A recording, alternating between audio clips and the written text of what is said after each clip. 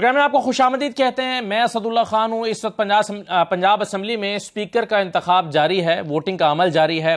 अब तक कोई 100 के करीब वोट डाले गए हैं। यहाँ पर सिप्तान खान का मुकाबला सैफुल मलूक खोखर के साथ हो रहा है। तो कुछ ही देर में हमें यह पता चल जाएगा कि कौन उम्मीदवार जीतता है और कितने वोट लेकर जीतता है। ज्यादा इंपॉर्टेंट यह है कि कितने वोट लेकर जीतता है, क्योंकि दोनों तरफ से दावे ये किए जा रहे हैं कि उधर के वोट टूट के इधर आएंगे। कुछ लोग कहते हैं, पीटे वाले कह रहे हैं कि जी वहां से नून लीग के वोट टूट कर यहां आएंगे। लेकिन इसके साथ साथ एक दो इंपॉर्टेंट और चीजें भी हैं, जैसे कि 11 अरकान असम्बली के जो इस्तीफे हैं वो कबूल कर लिए गए हैं। अब 132 लोगों ने इस्तीफा दिया, उसमें से जो कबूल किए गए हैं वो सिर्फ 11 हैं। तो इन 11 का इंतखाब किस बुनियाद पर किया गया कि इन 11 के इस्तीफे वसूल कर रहे हैं और बाकियों के भी इस्तीफे कबूल नहीं कर रहे हैं? इसकी क्या वजह है? इस पर हम कुछ गुफ्तगू करते हैं। इसके साथ साथ ममनुआ फंडिंग केस जो है उस पर अब हुकूमत जो है वो चाहती है कि पाकिस्तान तहरीक इंसाफ के खिलाफ इलेक्शन कमीशन फैसला सुनाए, जो महफूज किया गया है। इस सिलसिले में आज मुलाकात भी की है हुकूमती वफ्द ने इलेक्शन कमीशन में, और यह दरखास्त की है कि जो फैसला महफूज किया गया इसको सुना दिया जाए। अब हुकूमत ये समझती है कि तहरीक इंसाफ जो है उसके खिलाफ ये फैसला आ रहा है और उस पर जमात पर पाबंदी लग सकती है।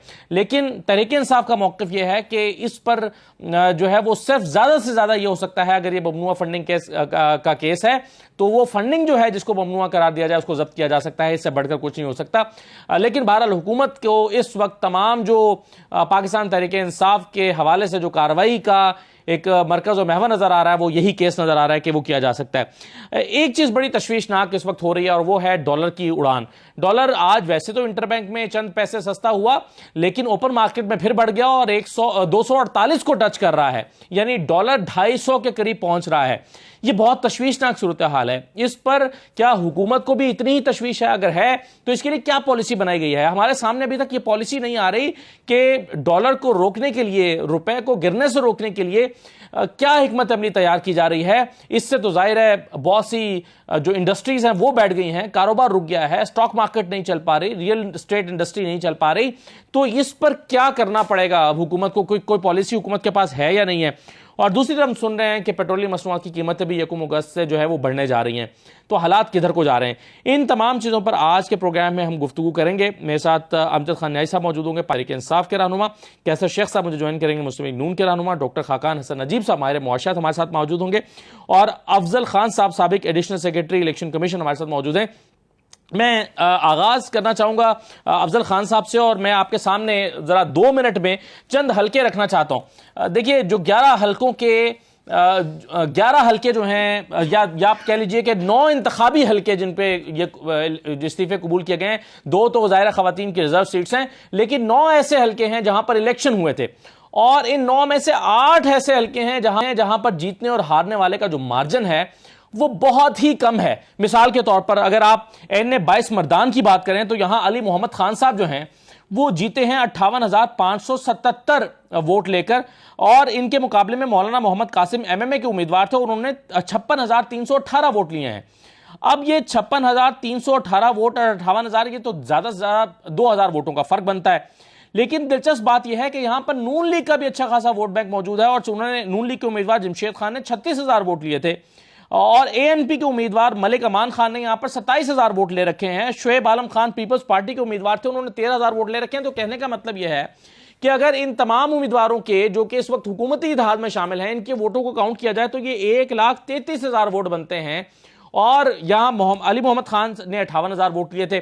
तो ये बाकी हल्के भी इसी नौयत के हैं जहां पर हुक्मरान जमात जो है, हुक्मरान इत्तेहाद जो है वो हारी तो है, लेकिन वहां पर जीतने वाले उम्मीदवार से मार्जिन कम है, और फिर इनके कलेक्टिव वोट जो है वो बहुत ज्यादा है। 4 सद्दा में भी अगर आप देखें तो फजल मोहम्मद खान साहब जीते हैं, उन्होंने 83,000 वोट लिए हैं, लेकिन उनके मुकाबले में हुकूमती जो इत्तेहाद है उसमें असफंजार वली 59,000 वोट ले रहे हैं, MMA के उम्मीदवार 38,000 वोट ले रहे हैं, फिर पीपल्स पार्टी के उम्मीदवार ने भी 10,000 वोट लिए। अच्छा, अगर आप पेशावर को एक्सक्लूड कर दें, क्योंकि पेशावर एक वो हल्का है जहां पर जीतने वाले और हारने वाले का मार्जिन काफी ज्यादा था, इस हल्के को जरा एक डिफरेंट डायनामिक्स की वजह से चूज किया गया है, क्योंकि यहां पर इनका मेयर आ चुका है, यहां पर कुछ और चीजें ऐसी हुई हैं जिसकी वजह से हुक्मरान इत्तेहाद को, हुकूमत को यह लगता है कि इसको भी दोबारा इलेक्शन में इसमें जाना चाहिए। लेकिन इसके अलावा बाकी जो हल्के हैं, जैसे कुरम का हल्का अगर आप देख लीजिए तो कुरम के हलके में फखर जमान सिर्फ 1000 वोटों के मार्जिन से जीते हुए हैं। इसी तरह फैसलाबाद में फारूक हबीब जो हैं वो 1200 वोटों से जीते हुए हैं। इसी तरह अगर आप ननकाना साहिब में आ जाएं तो N118 में तो यहां एजाज अहमद शाह जो हैं वो पाकिस्तान तहरीक इंसाफ के वो 2000 वोटों से जीते हुए, उन्होंने 63,000 वोट लिए थे और जो है वो नून लीग के उम्मीदवार ने 61,000 वोट लिए हुए हैं। इसी तरह से मलीर की अगर हम बात करें 237 की, तो जमील अहमद खान साहब जो हैं वो 33,000 वोट लेकर जीते हुए हैं। और अब्दुल हकीम बलोच साहब जो हैं उन्होंने 31,000 वोट लिए, यानी 2,000 वोटों का फर्क है। और फिर यहां पर नून लीग के भी 14,000 वोट थे, MQM के भी वोट हैं, तो कुल मिला लें तो हुक्मरान इत्तेहाद का पलड़ा कागज पर 2018 के इंतखाबात में भारी हो जाता है। फिर ये कराची का हल्का 239 है। यहां अगर आप देखें तो अकरम चीमा जो हैं पाकिस्तान तहरीक इंसाफ के 69,000 वोट ले रहे हैं और इनके मुकाबले में MQM के सुहेल मंसूर ख्वाजा 68,000 वोट ले रहे हैं, तो फर्क 1,000 वोट का है। अच्छा, और दूसरा अगर आप देखें बल्कि 1,000 वोट का भी नहीं है, इससे भी कम वोटों का फर्क है।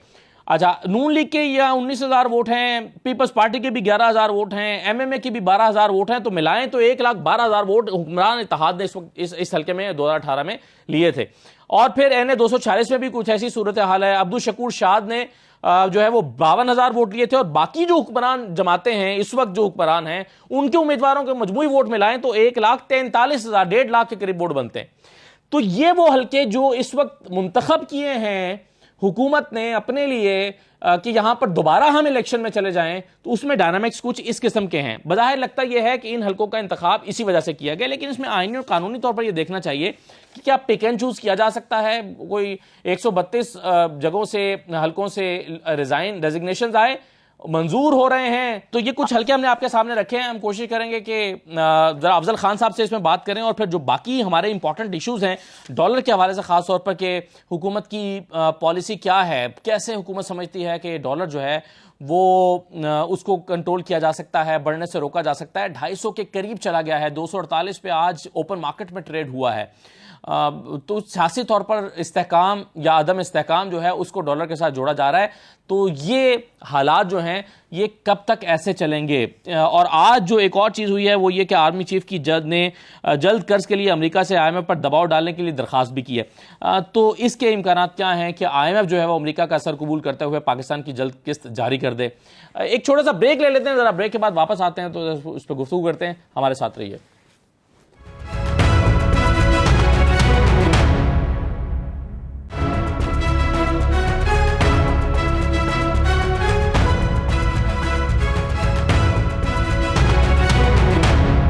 ब्रेक के बाद आपको दोबारा खुशामदीद कहते हैं। मेरे साथ अफजल खान साहब मौजूद हैं, डॉक्टर खाकान हसन नजीब साहब मौजूद हैं, कैसर शेख साहब मौजूद हैं। अफजल खान साहब, मैं सबसे पहले तो यही जानना चाहूँगा आपसे कि जिन हलकों का हमने जिक्र किया, इन 11 हलकों का जो 11 हलकों के जो उम्मीदवार हैं उनके इस्तीफे कबूल कर लिए गए, बाकियों के नहीं किए गए, तो आपको इन हलकों में और बाकी हलकों में क्या फ़र्क नज़र आता है?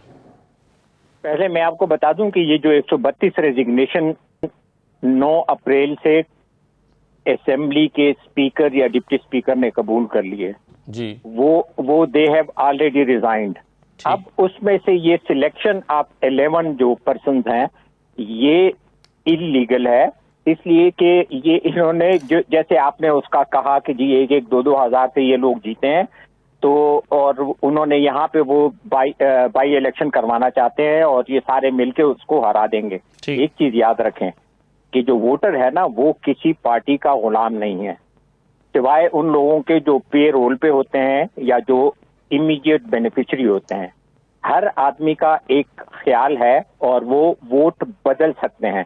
दे आर नॉट सोल्ड टू। और मैं आपको बताता हूँ, और ये 3 महीने के अंदर अंदर मेरे अंदाजे के मुताबिक अक्टूबर के आखिरी हफ्ते में इंतखाबात होंगे। और आप ये मेरी बात याद रखना कि यहाँ पे जितने ये जो पॉलिटिकल पार्टीज के वोट आपने गिने कि जी ये जो इस वक्त मौजूदा हुकूमत है उसके जो वो कैंडिडेट्स के वोट अगर वो सब मिल जाएंगे तो वो तो आसानी से जीत जाएंगे। बात यह है कि ये हुकूमत आई है 9 अप्रैल को।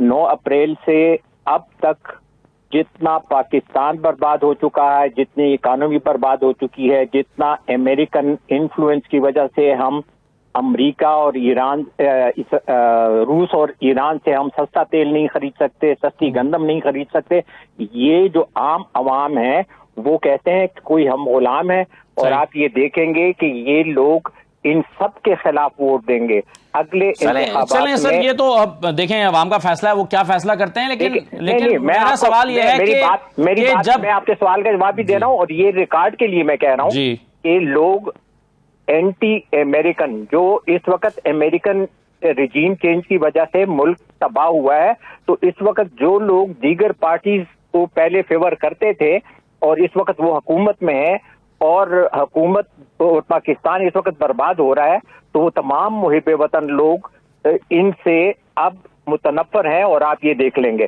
चले अब आप अगला सवाल करें। जी, मेरा बुनियादी सवाल यही था। ये तो ठीक है, ये अवाम का फैसला है, ये अगेन एक डिबेट होगी, कुछ लोग कहेंगे कि हाँ साजिश हुई थी, वो वोट नहीं डालेंगे और कुछ लोग कहेंगे, लेकिन मेरा सवाल आपसे आईनी और कानूनी है, मेरा आईनी और कानूनी सवाल आपसे सर, कानूनी भी आपको जवाब दे रहा हूँ। बात यह है कि इस वक्त जो पाकिस्तान के साथ हुआ है, वो पाकिस्तान की इकोनॉमी बिल्कुल, ये तो मैं डॉक्टर खाकान साहब से पूछता हूं ना जी कि ये क्या हो रहा है और क्या जा रहा है, लेकिन मुझे ये बता दीजिए अफजल साहब कि ये कुछ 11 लोगों को डीनोटिफाई कर देना और बाकी लोगों को डीनोटिफाई ना करना, ये इसके लिए जाहिर है कोई तो कानून का सहारा लिया होगा ना। बता रहा हूं मैं, कोई कानून नहीं इनके पास जोर जबरदस्ती, और आज तक इन्होंने जो इकदाम किए हैं सब ने फायर बैक की है।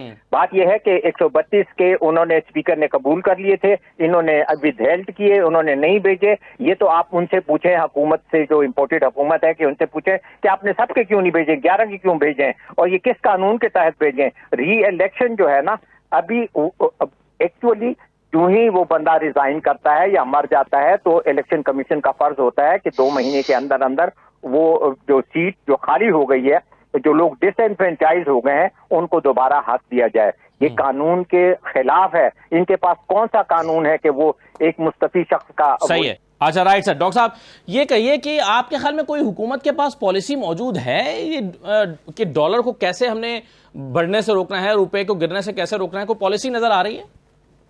बिस्मिल्लाहिर्रहमानिर्रहीम, always good to be on 92।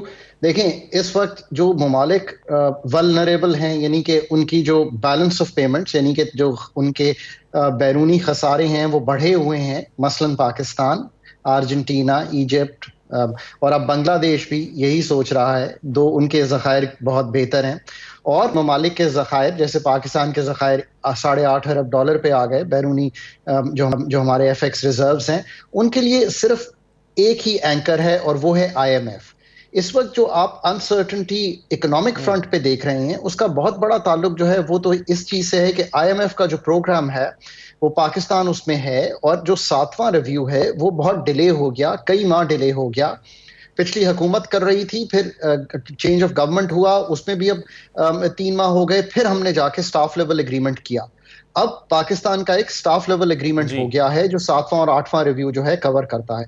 उसकी कुछ कंडीशनैलिटीज हैं, वो भी मीट करने में बिकॉज कुछ डिफिकल्टीज हैं वो हो रही हैं। अभी हमने 26 जुलाई को देखा, बिजली की कीमत में 3.5 रुपए का इजाफा देखा, और ये इजाफा अगेन याद रखिए IMF ने जरूर कहा आपको करें, बट आपको इसकी जो नवीद है वो आपके अपने रेगुलेटर नेपरा ने दी कि जी ये काम आपने करना है, तो IMF ने भी उसको फॉलो किया। मगर डॉक्टर साहब जैसे कि आप फरमा रहे हैं, डॉक्टर साहब जैसे कि आप कह रहे हैं कि IMF की किस्त आने के मतलब सारी किस्तें जो हुकूमत की नजरें हैं वो लगी हुई IMF की इस किस्त पर, लेकिन क्या ये 1.2 अरब डॉलर की किस्त मिलने के बाद जो है ये डॉलर रुक जाएगा या नीचे आ जाएगा? कितना अरसा रुपए को ये इस्तेहकाम दे सकता है? ये बहुत अच्छा सवाल है आपका। देखें, IMF की किस्त तो 1.17 अरब डॉलर की है, बट असल बात उसमें यह है कि पाकिस्तान रिफॉर्म प्रोग्राम पर वापस आ गया है। पाकिस्तान के जो बढ़े हुए खसारे हैं उनको जो कंट्रोल करने के मेजर्स हैं वो लेना शुरू कर दिए हैं, करंट अकाउंट, फिस्कल डेफिसिट, और तीसरा एनर्जी का। ये आप दुनिया को अयां करना चाहते हैं। लेट्स से कि आपने ये दुनिया को अयां किया कि आप ये काम कर रहे हैं, पर IMF ने उस पर स्टैंप ऑफ अप्रूवल की। जब वो स्टैंप ऑफ अप्रूवल हुई तो आपके 3 ममालिक जो हैं फ्रेंडली कंट्रीज मिडिल ईस्ट में और KSA, उन्होंने आपको कहा कि हम आपको डिपॉजिट भी देंगे, इन्वेस्टमेंट भी करेंगे, हम आपके साथ तेल भी देंगे, आपको LNG भी देंगे डिफर्ड पेमेंट पे। इसके साथ साथ जो मल्टीलैटरल्स हैं जैसे ADB, world bank, Islamic development bank, ITFC, उन्होंने ये आपको कहना है कि आप आईएमएफ के साथ हैं, आपने रिफॉर्म प्रोग्राम दोबारा शुरू कर दिया है, तो अब हम ये करेंगे कि आपके जो प्रोजेक्ट फंडिंग है जो बहुत बड़ी है अमाउंट है, अगर आप प्रोजेक्ट्स को जल्दी कीजिए पाकिस्तान के, जैसे वाटर प्रोजेक्ट्स हैं, सैनिटेशन के प्रोजेक्ट्स हैं, इलेक्ट्रिसिटी की डिस्ट्रीब्यूशन के, अगर इनको जल्दी कीजिए तो इसके में 2-4 अरब डॉलर जो हैं हम अगले 6 माह में उनसे ले सकते हैं। फिर कमर्शियल फंडिंग अवेलेबल हो जाएगी आपको। इसके अलावा आपको जो आपकी बॉन्ड्स की रेटिंग है जो कि खराब हुई है इंटरनेशनली, वो बेहतर हो जाएगी। सो ये एक पैकेज के तौर पे आईएमएफ को देखना चाहिए। आईएमएफ के 1.17 अरब डॉलर की जो रकम है वो उसकी अहमियत अपनी जगह है, पर जो स्टैम्प ऑफ अप्रूवल है जो ये कहती है कि पाकिस्तान वापस आ गया है और जो खसारे हैं उनको कंट्रोल करना चाहता है, वो ज्यादा जरूरी है। जी सही है, बिल्कुल सही है। तो कैसर शेख साहब, ये 2 सवाल है मेरे। एक तो पहले यही बता दीजिए, इस वक्त आवाम की तशवीश ये है कि डॉलर जो है वो 250 के करीब चला गया, रुक नहीं पा रहा, और हुकूमत की तरफ से कोई आकर तसल्ली भी नहीं दे रहा कि इसके बारे में हम क्या कर रहे हैं, इसको हम कैसे कम करेंगे, कैसे रोकेंगे, हमारी पॉलिसी क्या है। यानी आवाम को एक तशवीश तो ये है कि उनका रुपया डिवैल्यू हो रहा है, और दूसरी तशवीश ये है कि हुकूमत इस पर आकर कुछ कह भी नहीं रही। मिफ्ता साहब ऐसा लगता है गायब हैं, कैसर अहमद शेख साहब आकर कुछ नहीं बता रहे हैं। तो क्या कैसर शेख साहब, इस पर पॉलिसी क्या है? देखिए, ये जो हमारा मुसलसल हमारी हुकूमतें तवज्जो नहीं करती रही ना। देखिए, मैं आपको बताऊं कि जितने हमारे वज़ीर ख़जाना आए ना, वो सारे बाहर से आए, वर्ल्ड बैंक से, आईएमएफ से और एशियन डेवलपमेंट बैंकों से, यही आए ना। हमारे जो कॉन्स्टिट्यूशन है वो ये कहता है कि कौमी असम्बली के मेंबर जो है वो बजट बनाएंगे। हम पिछले कितने सालों से, 30 सालों से, 35 सालों से फाइनेंस मिनिस्टर एक्सपर्ट लाते रहे, तो ये उनकी कारकर्दगी है एक्सपर्टों की, पूरी दुनिया के एक्सपर्ट जो बैंक है, जो क्योंकि आईएमएफ से हम बंदे लेते हैं। अभी मिफ्ता इस्माइल जो हमारे वज़ीर ख़जाना, ये भी आईएमएफ से है। तो क्या आप समझते हैं कि वो हमारे लिए काम करेंगे? ये तो एक किताब लिखी गई है कि इकोनॉमिक हिटमैन। आप ये कह रहे हैं कि मिफ्ता इस्माइल साहब हमारे लिए काम नहीं कर रहे हैं, आईएमएफ के लिए काम कर रहे हैं, कैसर शेख साहब? नहीं, मैं कुछ नहीं कह रहा। मैं सिर्फ ये कह रहा हूँ कि 35 साल में आपको इलेक्टेड कोई फाइनेंस मिनिस्टर लेके आए। हमारा मुल्क क्या है? आप फिर कल को तो इलेक्टेड प्राइम मिनिस्टर भी नहीं लाएंगे। भाई, ये पहली बात में कोशिश करें समझने की कि हमारा आईन कहता है कि कौमी असम्बली के मेंबर जो है वो बजट बनाएंगे। इसमें सेनेट के मेंबर का भी तल्लक नहीं है। क्या हमने आईन की पाबंदी पिछले 35 साल की? कौन से मैं मेंबर हूँ खुद फाइनेंस कमेटी का, और मैं इस वक्त बिजनेस एंड कॉमर्स विंग जो मुस्लिम लीग का है उसका सदर हूँ। और मुझे ये बताइए कि मेरे से तो एक लफ्ज़ पूछा नहीं जाता बजट कौन बनाता है, मुझे तो पता नहीं है। मैं पिछले 29 साल से इलेक्शन लड़ रहा हूँ, इसीलिए आया था कि मुल्क की इकानमी को बेहतर करें।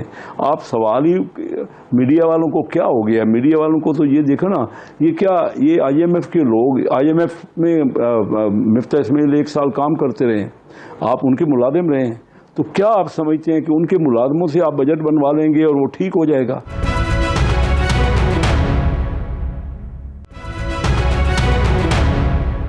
कैसर शेख साहब, आपके ख्याल में, आपके मुताबिक जो आईएमएफ के नुमाइंदे मिफ्ता साहब हैं, इनके पास रुपए को कंट्रोल या इस्तेहकाम देने का कोई फार्मूला मौजूद है या नहीं है इस वक्त? ये सिर्फ देखो ना, इनकी तवज्जो सिर्फ आईएमएफ के ऊपर ही क्योंकि लगे हुए हो ना, इनकी सिर्फ तवज्जो आईएमएफ पे है। हालांकि मुल्क की इकानमी बहुत बड़ी है, उसको बूस्ट देना है। इंडिया में पिछले साल हमसे कोविड ज़्यादा था, 44 अरब डॉलर वहाँ पे फॉरेन डायरेक्ट इन्वेस्टमेंट आई। सिर्फ आईएमएफ तो पैसे नहीं देता ना, हमें खसारा जो है, जो हमारा खसारा है, ये 2 किस्म के खसारे होते हैं। एक करंट अकाउंट का खसारा है, एक बजट का है। करंट अकाउंट का खसारा क्योंकि इंपोर्ट हमारी ज़्यादा है, एक्सपोर्ट कम है। अगर बाहर से पैसा आपके डायरेक्ट फॉरेन इन्वेस्टमेंट आ जाए तो आईएमएफ के बाद जाने की ज़रूरत ही नहीं है। इंडिया में पिछले साल कोविड हमसे ज़्यादा था, वहाँ लोग, बाहर के लोग पैसे ले के फिर रहे हैं और इंडिया कबूल नहीं कर रहा। 44 बिलियन डॉलर इंडिया में पिछले साल इन्वेस्टमेंट आई, हमारे यहाँ 1.5 अरब आई। किसी फाइनेंस मिनिस्टर को आपने ये देखा कि उसने बाहर की डायरेक्ट फॉरेन इन्वेस्टमेंट के ऊपर तवज्जो की हो। अभी ये बेच रहे हैं अपने जो शेयर जो हैं, जो PPL के और PSO के, जब उसके रेट 20-25% घट गए ना तो इनको ख्याल आया 4-6 महीने इनका तवज्जो IMF से हटेगी कि कोई और काम होगा ना। ये शेयर अगर 4 महीने पहले बेच दे, हमारे पास शेयर थे ना, मैं तो पहले दिन से ये कह रहा हूँ कि 2 बड़े आसान तरीके हैं कि डायरेक्ट फॉरेन इन्वेस्टमेंट। क्यों डायरेक्ट फॉरेन इन्वेस्टमेंट नहीं आती? हमारा ब्यूरोक्रेट करप्ट है, काम करता नहीं है, हमारी तवज्जो उधर नहीं है। हम क्यों इतने अरसे से, मैं खप चुका हूँ, कितनी बार कह चुका हूँ। मैं देखिए Karachi chamber of commerce industry का 87 में प्रेसिडेंट था और 1980 में जो बोर्ड जो FBR की कमेटी होती है उसका चेयरमैन था। सर ये ब्यूरोक्रेट हमें नहीं काम करने देता बिजनेसमैन को, और किसी की तवज्जो। कैसे साहब मसला अब ये ना, ये तो वो बिल्कुल ठीक है, ये तो अब आप एक लॉन्ग टर्म सॉल्यूशंस की तरफ जा रहे हैं, लेकिन मसला ये है कि आज लोग जिनको 2 वक्त की रोटी का मसला पड़ गया हुआ है, इनके लिए हुकूमत के पास प्लान क्या है? मैं बुनियादी समझने की जी मेरे बेटा कैसे साहब मुझे बेटा आप समझने की कोशिश, मैं आपके पास मजीद सवाल लेकर आता हूं। किसी का अगर कोई डिफॉल्ट हो रहा हो, नहीं ये एक तो अगर बात को कंप्लीट होने देना, अगर कोई डिफॉल्ट हो रहा घर, उसकी सिल्वर बिकेगी ना। ये लॉन्ग टर्म नहीं है, ये लॉन्ग टर्म नहीं है। हमारे पास तो शेयर्स थे जो आज बेच रहे हैं 3 महीने पहले, क्या इसमें लॉन्ग टर्म था? अगर जो PSO के जो सही बात है, नहीं मैं ब्यूरोक्रेट्स की बात कर रहा था, जो आपने कहा ना कि ब्यूरोक्रेट्स काम नहीं करने देते, वो तो सिस्टम को चेंज करने की बात है ना सर। बिल्कुल ठीक है, लेकिन आपने ब्यूरोक्रेट्स की बात की, मैं उसकी बात कर रहा हूँ कि वो सिस्टम को चेंज नहीं करने देते। बिल्कुल सही है। वो मैं समझ गया, साहब से मैं जरा एक सवाल रख के फिर आपके पास वापस आ जाता हूँ। बिल्कुल सही, हमारा टेक्नोक्रेट हमारे बिजनेसमैन को जब तक लाएंगे नहीं ना, बिजनेसमैन को इकोनॉमी नहीं देंगे, बिजनेसमैन समझ सकते हैं इन मामलात को, बिजनेसमैन को इकोनॉमी ये पॉइंट आपका बिल्कुल सही है। मुईशत आगे नहीं बढ़े तो वो तो मिफ्ता साहब भी बिजनेसमैन है वो तो मिफ्ता साहब भी बिजनेसमैन है, उनको ही तो इकोनॉमी दी हुई है। आमजद साहब ये बताइए कि ये 11 अरकान के इस्तीफे जो हैं वो आपके मंजूर किए, क्या बिजनेस नुमाइंदे हैं वो 11 बंदों के इस्तीफे कबूल किए हैं स्पीकर साहब ने, बाकियों के क्यों नहीं कबूल किए? इनमें और बाकियों में क्या फर्क है? शक्लों का फर्क है या कोई हलकों का फर्क है या क्या मसला है? ये तमाम फ़र्क होते हैं। देखिए पॉलिटिक्स में हर चीज़ होती है, सिर्फ असूल ही नहीं होते। ये जो हमारी सियासत अब हो रही है ना, असूल के ऊपर नहीं हो रही। हर पार्टी एक दूसरे को नीचा दिखाने के लिए काम कर रही है। तो एक तो हमने सबको बुलाया, कोई भी नहीं आया। हमने कहा कि आप इस्तीफे देने चाहते हैं तो आ जाएं हमारे पास। इस्तीफे तो उन्होंने दिए हुए थे, वो बार बार कहते हैं हमारे इस्तीफे हैं मंजूर नहीं होते। तो हमारा स्पीकर का चाहे, अब बात सुने तो सही ना यार, कंप्लीट तो बात होने दे माय डियर। तो स्पीकर का प्रीरोगेटिव था ना कि जहाँ जिसका मर्जी एक्सेप्ट कर ले, तो हम समझते हैं जहाँ से हम बाई इलेक्शन जल्दी जीत सकते हैं वो एक्सेप्ट कर लेंगे, मेरा ख्याल है। आप हो मेरी जगह पे, देखिए ना आगे इलेक्शन होने हैं, ये अब जो इस्तीफे हो गए ना, इसके आगे बाई इलेक्शन होने हैं, और अगर जिस जगह से मेरा ज़्यादा जीतने का चांस होगा, मैंने सीट भी तो लेनी है ना उनकी। पिछली बार तो जो इलेक्शन हुए ज़्यादातर PTI जीत गई। अब जो सीटें खाली होंगी तो हमारा दिल होगा ना, तो उसकी जगह पे PTI की जगह पे नून लीग आए। ये PTI तो जिद कर रही है, PTI को तो आ जाना चाहिए, अभी भी असेंबली में आ जाना चाहिए। देखिए इस्तीफे जो, फ़र्ज़ कीजिए आज इलेक्शन, PTI कह रहे आज इलेक्शन हो जाए, इलेक्शन हो गए, कोई पार्टी जीतेगी कोई हार जाएगी। अगर हारने वाली पार्टी इस्तीफे दे देगी, खत्म हो जाएगी क्या पार्टियां? इनको समझ ही नहीं आ रही, ये अक्ल ही नहीं है, इनकी सूझबूझ ही नहीं है सियासत की। और फिर ये कह रहे हैं, मैं आपको एक और बात बताऊं, इमरान खान साहब पॉपुलर होंगे, हैं पॉपुलर, मैं उसको इनकार नहीं कर रहा, लेकिन मुझे ये बताइए इलेक्शन खेल रहे हैं। और भाई इस वक्त मुल्क जो है हमारा, उसकी इकानमी वेंटिलेटर पे है। सबसे पहले तो अपने मरीज को बचाओ, अपनी सल्तनत को बचाओ, अपनी रियासत को बचाओ, और रियासत होगी तो इलेक्शन होंगे। तो यही तो वो कहते हैं इमरान खान, वो इलेक्शन कराएं ताकि इकोनॉमी वेंटिलेटर से बाहर निकले। जो भी हुकूमत मुंतखब हो वो 5 साल के लिए आए, अपना काम करे। अगर देखो ना मेरा कंप्लीट हो जाए तो जो सवाल आप करें, मेरी बात में टोकेंगे ना तो ना मेरी बात समझ आएगी ना आपकी आएगी। मैं खत्म कर रहा हूँ बात, आप कीजिएगा। नहीं आपका मैं ये कह रहा हूँ कि हमारी इकोनॉमी वेंटिलेटर पे है। मेरी बात सुन लीजिए, 1 मिनट की बात है, आप तवज्जो कर लें, सुन लें बस प्लीज। मेरा ये सिर्फ कहना है कि इकॉनमी वेंटिलेटर पे है इस वक्त। हम सबको मिल के दुआ करनी चाहिए, अच्छे से अच्छा डॉक्टर ढूंढना चाहिए और उसको बचाना चाहिए जो मरीज है। हम मरीज की शादी और निकाह की तारीखें मुकर्रर कर रहे हैं।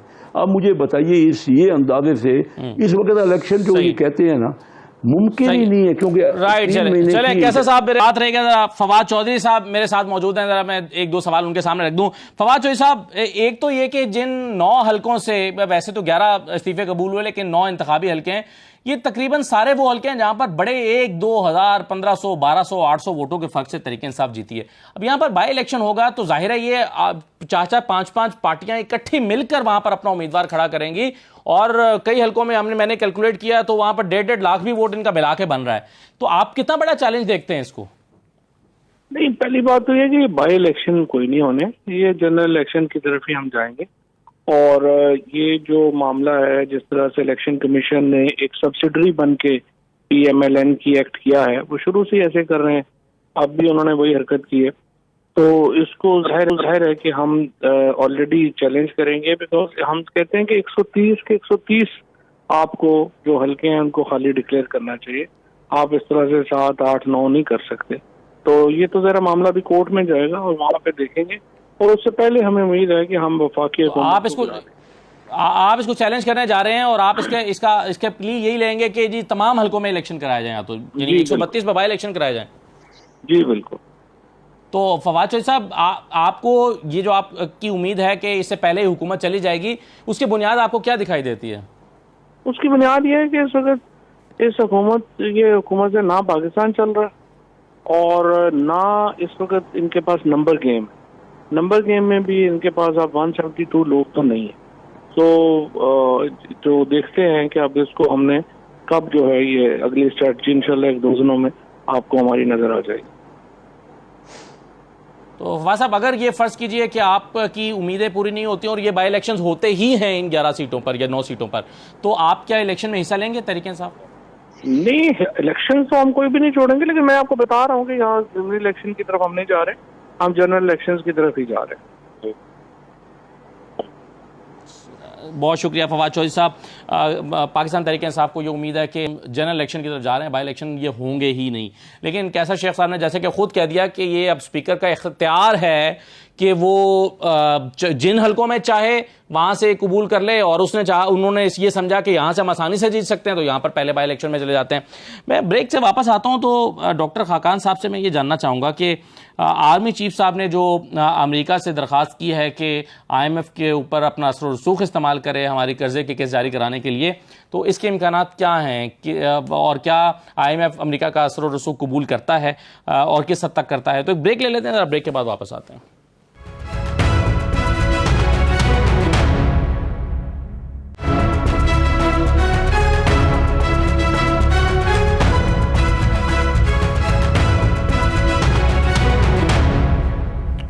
दोबारा आपको खुशामदीद कहते हैं डॉक्टर खाकान साहब।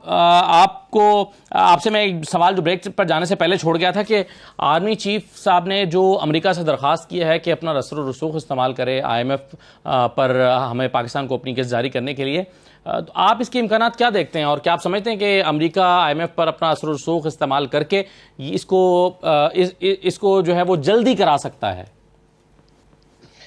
हमें बात की जो नज़ाकत है उसको समझना है, और मैंने जैसे पहले सेगमेंट में कहा कि IMF ही आपका वो डॉक्टर है जो आपको ICU से निकाल सकता है। इसका ये मतलब नहीं है कि IMF पाकिस्तान के सारे मसाइल हल कर देगा, और इस पर मैं बाद में बात करता हूँ।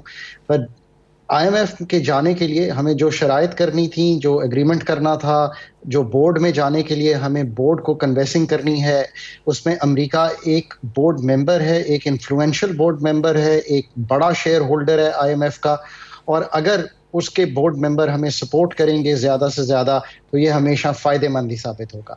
On the sidelines, through the back door diplomacy, हर चीज़ पे एक डिस्कशन होती है, दुनिया भर में होती है। These are diplomatic norms of the world.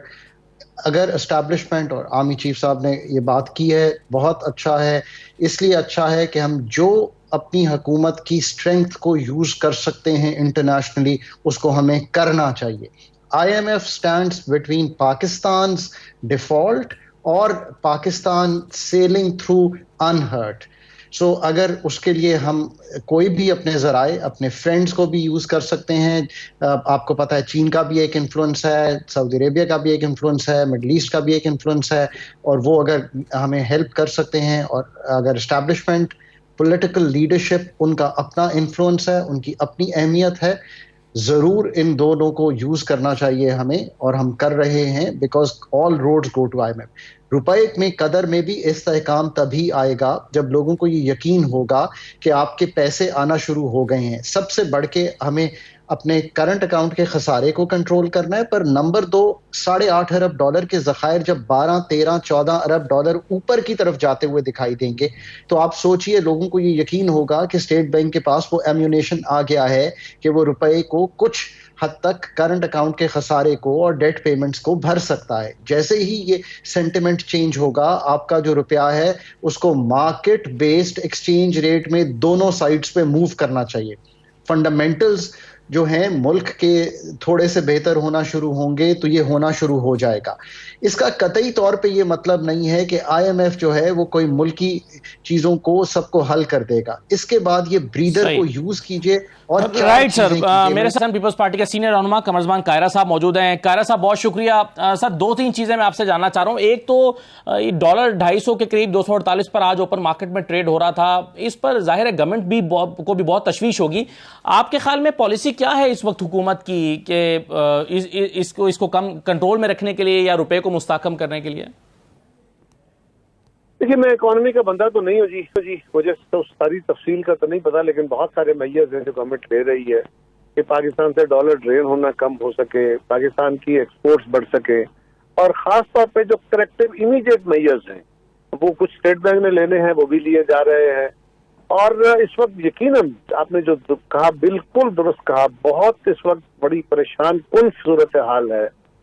लेकिन मैं आपको एक बात यकीन से कह रहा हूँ कि जो मुशावरत के साथ, इकोनॉमिस्ट के साथ मुशावरत करके, जो एक्सपर्ट है इकोनॉमी के उनसे मुशावरत करके जो बेस्ट पॉसिबल डिसीजन है वो हुकूमत ले रही है। लेकिन सूरत हाल इस वक्त सिर्फ पाकिस्तान की रिगरगू नहीं है, दुनिया की बहुत सारी बाकी करेंसीज के मुकाबले में भी डॉलर जो है वो अप्रिशिएट हुआ है, उसकी कीमत बढ़ी है, तो बहुत उसके इम्पैक्ट भी हम पे आ रहे हैं। तो है ही छोटी इकोनॉमी, लेकिन ये कोई जवाब मैं नहीं कहूंगा, बल्कि इसकी फिक्रमंदी का आलम इस वक्त ये हो गया है कि आर्मी चीफ ने भी अपना जो अख्तियार है या उनका जो ताल्लुक है उन्होंने भी इस्तेमाल करने के लिए अमरीकी गवर्नमेंट से राब्ता किया है कि किसी तरह वो IMF की ट्रांच हमारी रिलीज हो, उसके साथ क्योंकि और बहुत कुछ लिंक्ड है वो रिलीज हो, पाकिस्तान के अंदर डॉलर का इन्फ्लो जरा बेहतर हो, ताकि ये रुपए की कदर जो है वापस अपनी। तो कायरा साहब, यही सवाल मैं आपसे करने वाला था कि जो काम प्राइम मिनिस्टर या फॉरेन मिनिस्टर का था वो आर्मी चीफ को करना पड़ रहा है, ये आपके ख्याल में क्यों हुआ? ये क्या हुकूमतों यानी फॉरेन मिनिस्टर का अपने जो है वो अमेरिका के साथ राब्ता नहीं है कि ये बात वो उन्हें कन्वे कर पाते? आपके इल्म में है कि पाकिस्तान के साथ अमेरिका के ताल्लुकात इमरान खान साहब की हुकूमत में बिल्कुल गिर गए थे, बहुत पीछे। वैसे तो पहले भी खराब ही थे जी, लेकिन उनके आखिरी दौर में आके बिल्कुल ही उन्होंने खराब कर दिए थे, जिसमें खान साहब का अपना बहुत बड़ा रोल था। लेकिन अमेरिका वैसे भी पाकिस्तान से बिला वजह भी नाराज रहा, और कुछ वो गुनाह जो उनके अपने थे वो भी हमारे सर डाल के नाराज रहा, लेकिन वो नाराज था। हमने उस बर्फ को पिघलाने के लिए पूरी कोशिश की है और उसका काफी इफेक्ट हुआ है। लेकिन वजीर आजम भी अपने लेवल पे कोई कमी नहीं कर रहे, कोई ऐसा पेपर नहीं है जो अनटर्न छोड़ रहे हैं, कोई ऐसी कोशिश नहीं है जो वो नहीं कर रहे। जो फॉरेन मिनिस्टर है वो भी पूरी तवानाइयां सर्व कर रहे हैं, पूरी कोशिश कर रहे हैं। लेकिन अब ये भी आपके इल्म में है ना कि अमरीकी हुकूमत का पाकिस्तान की सिविल गवर्नमेंट के साथ साथ, क्योंकि पिछले कई दहाइयों से हमारी जो मिलिट्री एस्टेब्लिशमेंट है उनके साथ उनके ताल्लुकात वो एक अपने पैरेलल ताल्लुक चल रहा है बिकॉज ऑफ द वार इन अफगानिस्तान, और वो उनकी विजिट के दौरान भी होता है।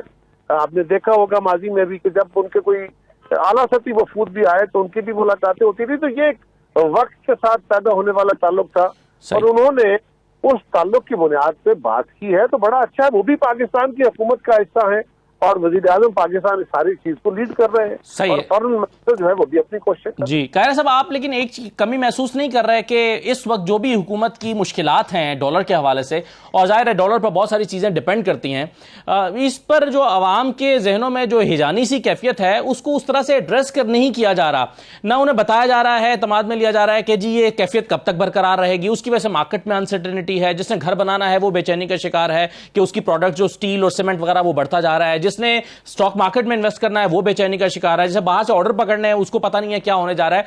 तो कम से कम इस पर हुकूमत को ज्यादा डायलॉग करके या आवाम के साथ ज्यादा एड्रेस करके उनको एतमाद में लेने की कोशिश नहीं करनी चाहिए। कमी महसूस नहीं हो रही, ऐसा लग रहा है कि इसको अनएड्रेस छोड़ दिया गया, आवाम को पता नहीं है कि हुकूमत इस पर क्या कर रही है। इसके 2-3 पहलू है। पहला पहलू तो यह है कि मार्केट स्पेकुलेशन की बुनियाद पर चल रही होती है, ये कोई प्रॉपर प्रेडिक्ट नहीं कर सकता कि कल मार्केट नीचे गिरेगी या ऊपर जाएगी, या ये घाटे का सौदा होगा या फायदे का सौदा, ये कल प्रेडिक्ट नहीं कर सकते आप पूरी तरह। और इस वक्त जिस तरह अनसर्टेनिटी है, और न सिर्फ हमारे यहाँ वर्ल्ड इकोनॉमी में है, उसको प्रेडिक्ट करना ये बहुत मुश्किल काम है। ऑयल प्राइसेस को प्रेडिक्ट कर पा रहा है कि कल नीचे जाएंगी ऊपर जाएंगी, गैस की प्राइसेस को प्रेडिक्ट कर पा रहा है, डॉलर पैरिटी जो बांग्लादेश के साथ है, क्या बांग्लादेश उसको प्रेडिक्ट पा रहा है, इंडिया कर पा रहा है? नहीं। सवाल ये है कि ये टेक्निकली बात आपकी दुरुस्त है, अनसर्टेनिटी से लोगों के मसाइल बहुत बढ़ गए हैं, लेकिन on the ground properly government के लिए ये पॉसिबल नहीं है। और दूसरा पहलू इसका ये है कि अगर गवर्नमेंट के पास ये फर्ज करे कोई ऐसा फिगर होगी, खुदा न खास्ता वो नेगेटिव हो, खुदा न खास्ता वो नेगेटिव हो, अगर पॉजिटिव हो तो शेयर होना चाहिए, अगर नेगेटिव हो जाए तो फिर क्या होगा? फिर तो और क्या पड़ेगा, फिर तो और लोगों के अंदर पैनिक हो जाएंगे, फिर तो और बाइंग एकदम बढ़ेगी, ये पता नहीं कि प्राइसेस कल बढ़ जानी है। तो इस तरह गवर्नमेंट ने बहुत सारी चीजें ध्यान में रख के उनके फैसले करने होते हैं। इसके ऊपर लोगों का रिस्पांस क्या? राइट। कह रहे साहब एक और मामला, 11 लोगों को डी नोटिफाई किया गया है, ये एक तो इस पर तहरीक इंसाफ कह रही है कि हम कोर्ट में जाएंगे कि आप 132 लोगों को, तमाम लोगों को डी नोटिफाई करें। दूसरा, ये बज़ाहिर ऐसा लगता है कि ये उन हलकों में जो उम्मीदवार हैं उनको या जो मेंबर्स हैं उनको डी नोटिफाई किया गया जहां पर जीतने और हारने वाले का मार्जिन सिर्फ 1-2 हज़ार वोटों का था, यानी जहां पर बाई इलेक्शन जो है हुकूमती इत्तेहाद के लिए जीतकर कुछ सीटें लेना जो है वो ज्यादा निस्बतन आसान होगा। ये फॉर्मूला यही है आपके ख्याल में कि 11 लोगों को डी नोटिफाई किया गया और 12 लोगों को नहीं किया गया, या इसकी कोई और वजह है? मेरे इल्म में नहीं, क्योंकि मैं पार्लियामेंट्री पार्टी में हूँ नहीं जी। मैं तो पार्लियामेंट का हिस्सा नहीं हूँ, लिहाजा पार्लियामेंट के जो डिस्कशन होती हैं या उनकी डिबेट्स होती है उसमें जरा कम जाता हूँ, तो मुझे उसकी सारी तफसील का तो इल्म नहीं है। लेकिन मेरे इल्म के मुताबिक स्पीकर साहब ने खतूत लिखे थे तमाम मेंबरान को कि वो तशरीफ लाएं और आके अपनी वजाहत करें कि कुछ मेंबरान को किया है फुटेज की बुनियाद पे, या उसकी क्या ग्राउंड है मेरे इल्म में प्रॉपर नहीं है कि मैं इसको पूरा रिस्पॉन्ड कर सकूं। लेकिन ये बात याद रखिए कि पीटीआई को तो ये इस वक्त वो कह रहे हैं हमारा तो इश्यू ही नहीं है, वो तो कह रहे हैं पाकिस्तान के किसी भी कोने में हम हो तो हम ही होंगे, लिहाजा आप परेशान ना हो। वो तो कहते हैं कि जहां से भी इलेक्शन लड़ेंगे हम जीतते हैं। लेकिन सर ये पॉलिटिकल अनसर्टेनिटी जो है इकोनॉमी पर असरअंदाज तो हो रही है, इससे तो कोई इसमें दूसरी राय नहीं है, इस पर सबका इत्तफाक है। तो आपके ख्याल में इससे 11 लोगों के करके फिर उसमें ज़िमनी इंतखाबात में जाएंगे, फिर अनसर्टेनिटी होगी, फिर उसके नताइज आएंगे, फिर उसमें कुछ झगड़ा होगा, ये सूरत हाल कब तक चलाई जा सकती है इस तरह से? तो आपका क्या ख्याल है, क्या करना चाहिए? 132 लोगों के इस्तीफे दे देने से क्या अनसर्टेनिटी? नहीं, मेरा इसमें जाती कोई ख्याल नहीं है, लेकिन इसमें तहरीक इंसाफ का ये ख्याल है कि आप सबके इस्तीफे कबूल करें। सवाल का कोई बेसिस होता है ना जी, कि गवर्नमेंट ने ये फैसला किया है इसका नुकसान होगा तो उसके मुतबादिल ये करते तो ज्यादा बेहतर, जो गवर्नमेंट ने समझा होगा बेहतर वो किया होगा। हाँ, ये आपका बिल्कुल तहफ़्फ़ुज़ है, इस वक्त शदीद अनसर्टेनिटी है, उसके बड़े नुकसान हो रहे हैं और उसको दूर होना चाहिए। उसका इलाज ये फरमाई है कि अगर तो ये हो कि आज इलेक्शन अनाउंस हो जाए और रुपया जो है वो $200 हो जाएगा, स्टेबिलिटी आ जाएगी, फलां हो जाएगा। केयर टेकर गवर्नमेंट अगर महीने बाद आ जाती है तो वो केयर टेकर गवर्नमेंट कौन से वो फैसले हैं जो ले लेगी, तो वो कौन से ऐसे इदारे हैं, कौन से ऐसे ममालिक हैं जिनके साथ वो इंटरनेट पाकिस्तान को ज्यादा बेहतर तरीके से डायलॉग करके दे देगी, कौन सा वो IMF का प्रोग्राम है जिसको केयर टेकर गवर्नमेंट है वो जल्दी हल करा लेगी। उससे और अनसर्टेनिटी बढ़ेगी, उससे और ज्यादा प्रॉब्लम्स खड़े हो जाएंगे। और फौरी तौर पे याद रखिए, ये बहस तो बड़ी हो रही है जिस वक्त आप इलेक्शन की तरफ जाने की बात करेंगे, इमरान खान साहब का अगला सवाल ये होगा कि जी चीफ इलेक्शन कमिश्नर बदलो। वो तो नहीं बदला जा सकता, उसका तो अपना एक तरीकाकार है, बाकी जमातें उस पर मुत्तफिक है, फिर एक डेडलॉक है। फिर उनका ये होगा कि जी उसके कानून बदलो, वो जो पुराने कानून उन्होंने गलत कानून बनाए थे, अनकॉन्स्टिट्यूशनली बनाए थे, वो कानून वापस लेके आओ। फिर क्या करेंगे?